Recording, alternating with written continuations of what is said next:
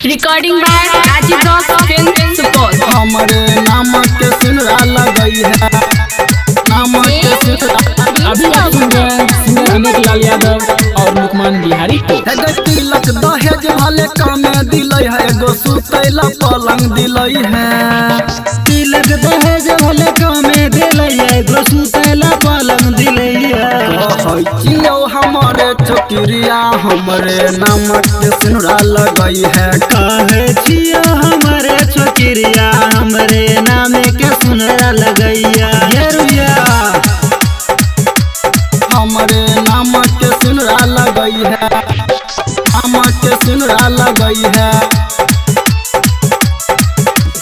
कहै हमारे छोकरिया हमरे नाम के सिमरा लगई है।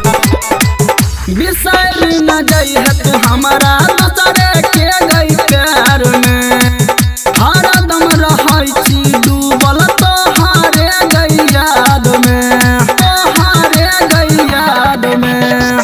बिसर न जियगे हमरा दूसरे के गई याद में, हरदम रहे छियो डूबल तोरे गए ख्याल में। प्यार के रोग लगा के पतर की हमरा नहीं अब तू रोलई है।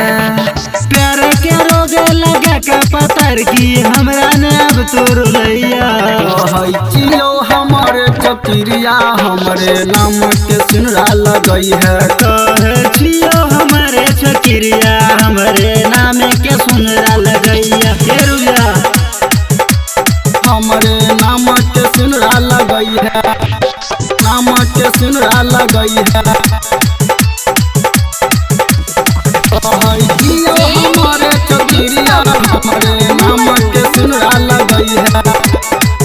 वादान तोरी है रुबिया तोरी है नहीं बदनाम गे, तोहरा बिना जिंदगी नहीं तो है तै सुनसान गे, है तै सुनसान गे। वादन तोरिया रुबिया करिया नहीं बदनाम गे, तोरा बिना जिंदगी नहीं तो है तै सुनसान गे। अपन दीवाना बना के गे गोरकी हमरा नहीं जहर पिलई है।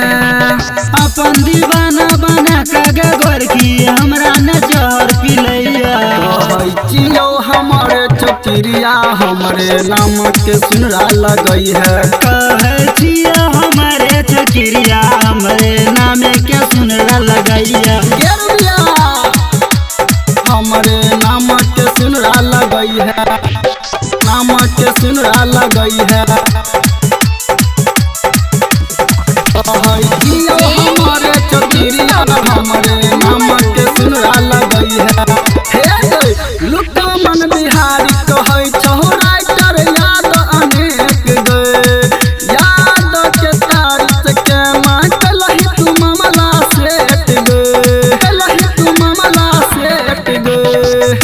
लुकमन बिहारी कहे छोरा तर याद बने के गए, यादव के तारीफ न के न केली मामला सेट गए। प्यार में पागल बना के तू छौरी दूसरा के संग नहीं जई है। प्यार में पागल बना के तू छोरी दूसरा के संग न जइया। कहे छिया हमारे छोकरिया हमरे नाम के सुनरा लगैया। कहै छियो हमारे छोकरिया हमरे नाम के सिमरा लगई है। कहै छियो हमारे छोकरिया हमरे नाम के सिमरा लगई है। गेरबिया लगा ली है। Recording by